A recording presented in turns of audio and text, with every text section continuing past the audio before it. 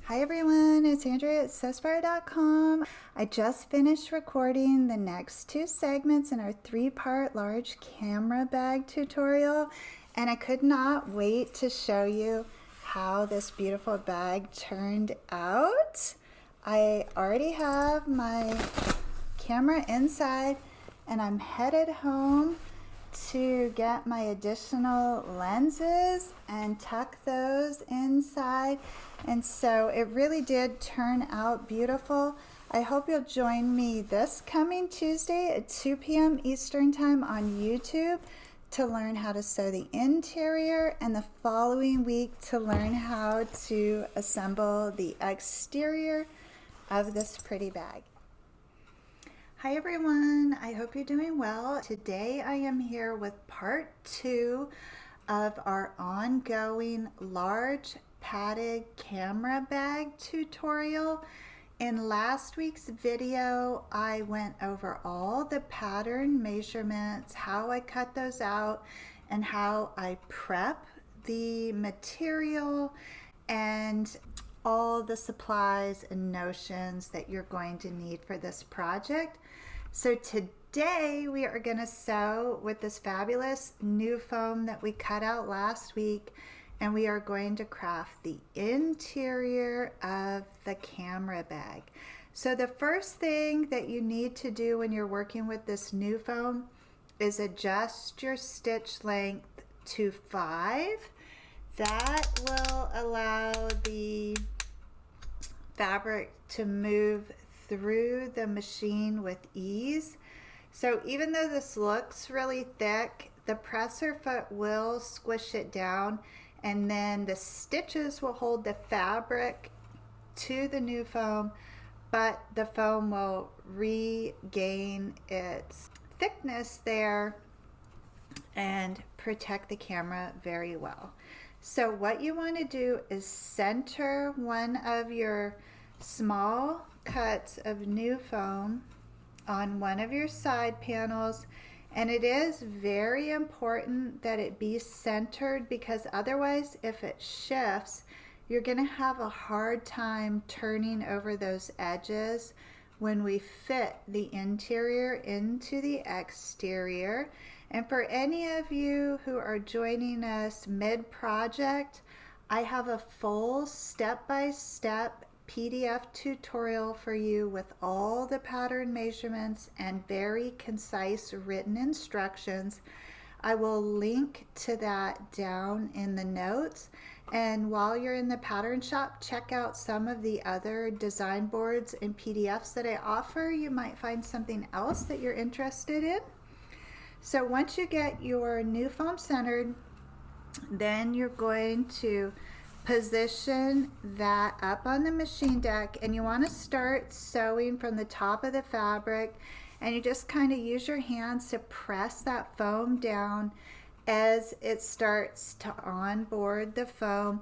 Go nice and slow, and what we're going to do is just sew a vertical line through the center of this, and then we're going to rotate it and stitch another vertical line through the center.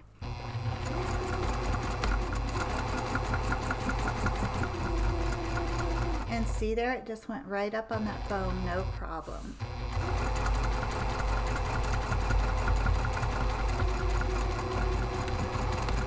I do backstitch a little bit at the beginning and the end, and that's what it looks like. And that's what it looks like on the back. The presser foot and the feed dogs do start to shift that foam down a little bit. So that's why I say you really want to start at center. So the shorter end will be closer to the base of my bag, and the end here with a little more leeway is going to be the top. And so now I'm just going to come on the opposite side there.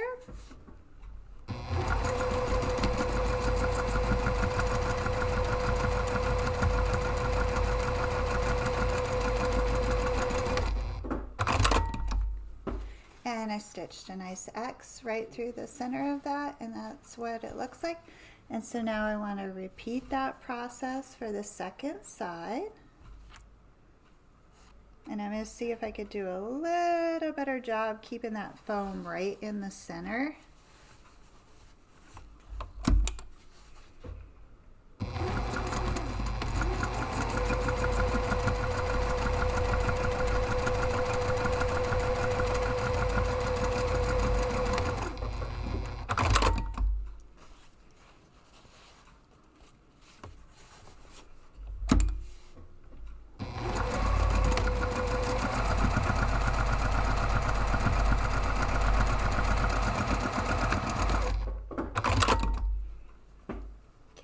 Got that through, and I got about the same result on this one as well, but that's still totally workable.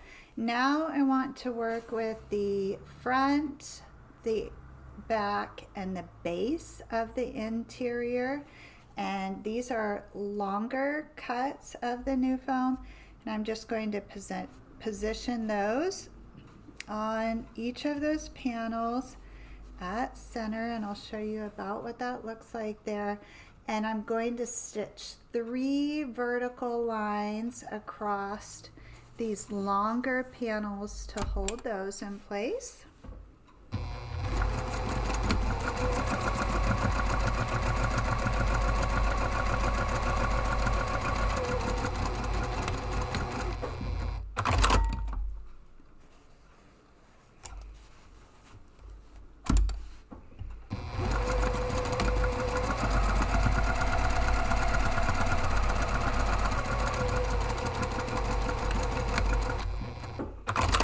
Actually, looking at that, you can get away with just 2 vertical lines. So basically you're dividing that into thirds, and that'll be just fine.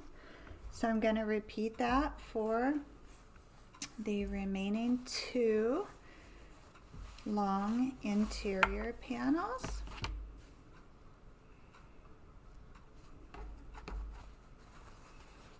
It certainly won't hurt if you want to add the 3rd row of stitching. It's just really up to you.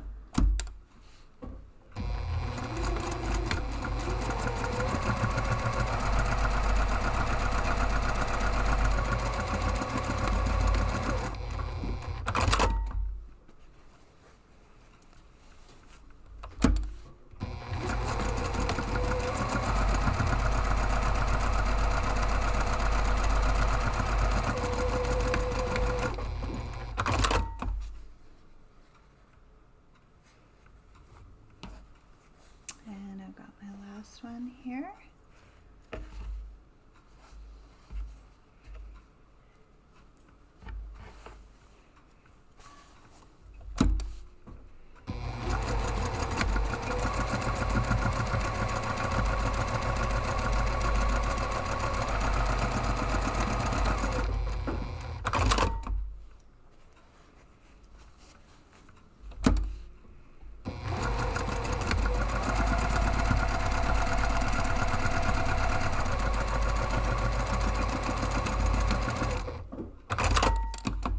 Okay, and now I have my interior panels all prepped, and so we're going to go ahead and assemble the interior now. There are 2 more cuts of new foam and 2 sleeves, which as soon as we get the interior crafted, we will assemble. And those fashion the removable, adjustable, padded dividers for the inside, and that's what really adds that extra bit of cushion and keeps everything in its place. So this interior is going to be assembled using the revised T method. And so the first thing you're going to do is take one of these long panels and attach the sides to that. And so you just line up only the fabric. You want to keep the new foam out of your stitching there. So if you need to turn that back, if it shifted at all on you, go ahead and just fold that back. And you're going to use 5/8 of an inch seam allowance. And it's very important now that you readjust that stitch length to 3.5 is fine.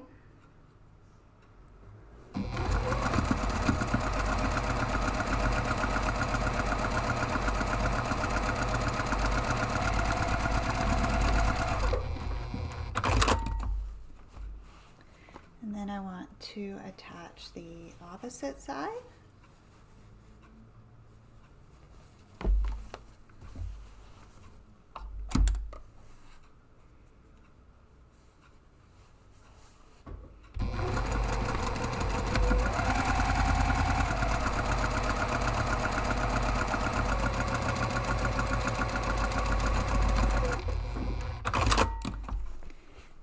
You should have a tri-folding type panel there, and that's what it looks like on the back.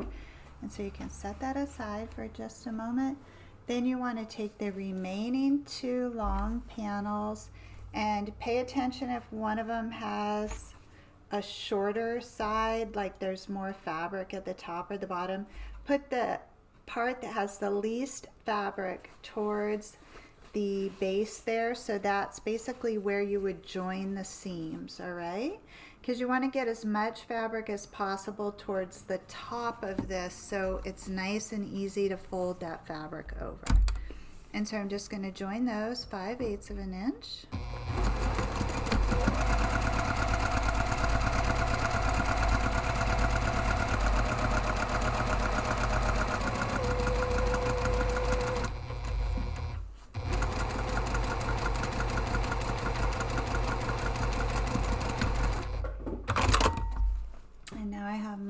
Double panel there, and I just got really lucky that those stitch lines lined up there. If you wanted everything to look neat knot knit knot, you could measure those divisions there, but for me the stitch lines there just give it kind of that like egg carton cushy look, so it's not really about the distance between. So the next step is to position that double panel at center on that tri panel, and you want to again have the least amount of fabric at that seam. So I'm actually going to turn that around. This end has the least amount of fabric, and so I'm just going to center that on there, and this is very important. You're stitching now seam to seam. That's different than end to end. So my fingers are on the seams. I'm going to back this in and start sewing right on the seam. So basically I'm leaving the 5/8 of an inch unstitched at each end.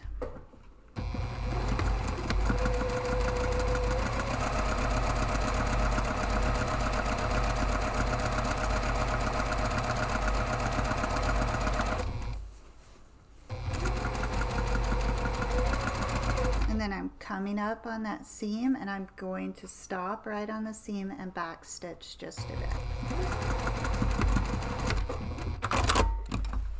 Alrighty, and now I have what looks like a big fat T. That's why I call it the T method. A few months ago I reordered this and it works much better. So now what we're going to do is attach the base of the side to the side of the base, and we're going to do that on both sides. So you just have to fold that over, and now it should make more sense to you why we left that end unstitched. And now you're going to stitch from this seam here to this seam here. So again, leave that 5/8 of an inch at the end there open.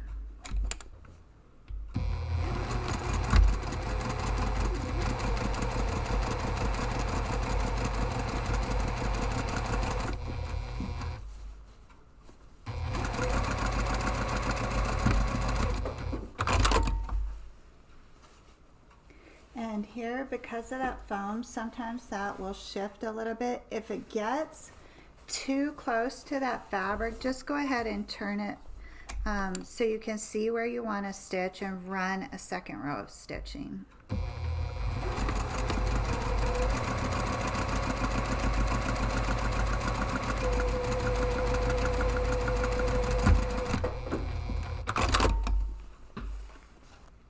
And nobody's ever going to see any of that So then same thing on the other side, just line up the base of the side with the side of the base and stitch seam to seam.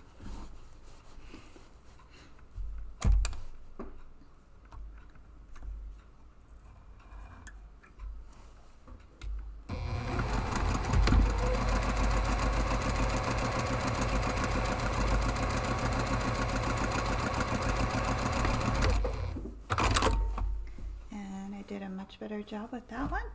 And so now we have what looks like a little stage there, and so you just need to raise up the opposite wall and you're going to stitch from the top to the seam.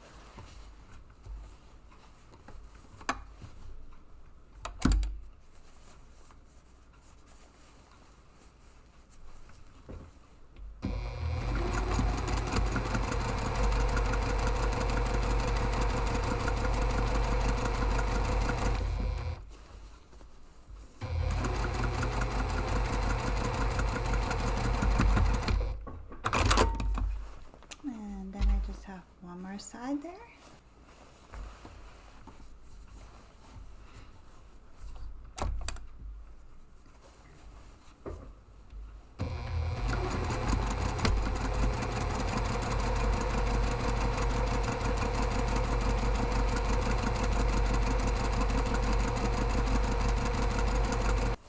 Alrighty, and now the interior is complete, and you can see that foam really is totally manageable to work with because we keep it out of those seams. So now the next step in the process here is to press over that top edge. You're only going to end up getting about a ½ inch out of that, and because this is just cotton fabric, you can press that with your finger. If you do happen to take it to the iron, do not touch the iron plate to that new foam. It will just melt on you. You can wash the new foam though, so you will definitely be able to wash this camera bag. It's just, and you could even iron it once it's finished if you did want to steam press that with a quick little touch of the iron. You could totally do that. You just can't let the iron touch this foam directly. Okay, so right now it doesn't have a lot of stability because we have to get the exterior, which is using heavyweight fusible fleece, which has a lot of body, plus the extra fabric from the pockets in place. And you will see there will be plenty of padding and plenty of stability for this.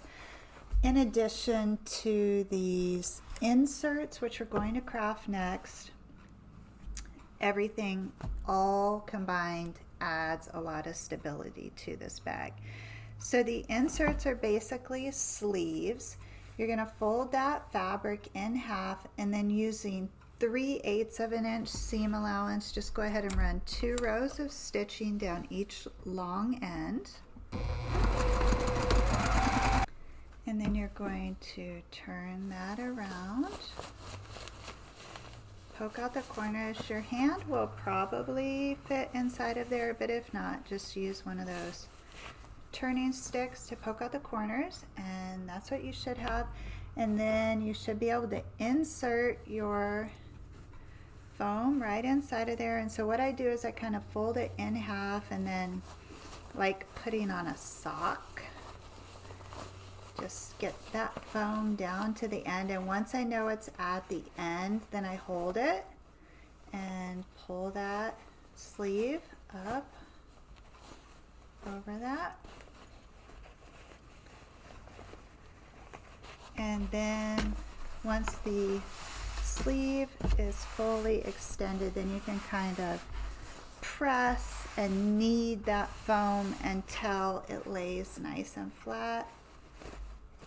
And it shouldn't take too much effort to make that happen. You just gotta move it around a little bit with your hands. And then once you're satisfied with that, go ahead and turn over that top edge again about a 1/2 inch, pull that nice and taut, and go ahead and stitch that closed.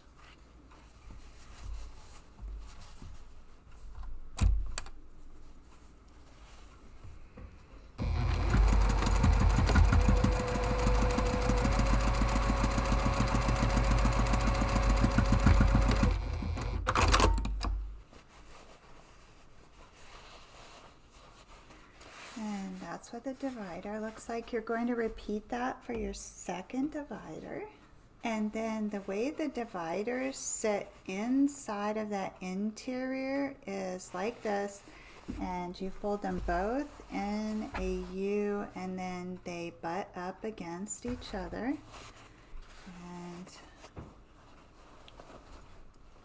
again, once we get that exterior crafted, everything will stay in place, but I want to give you an idea of how that fits inside of there.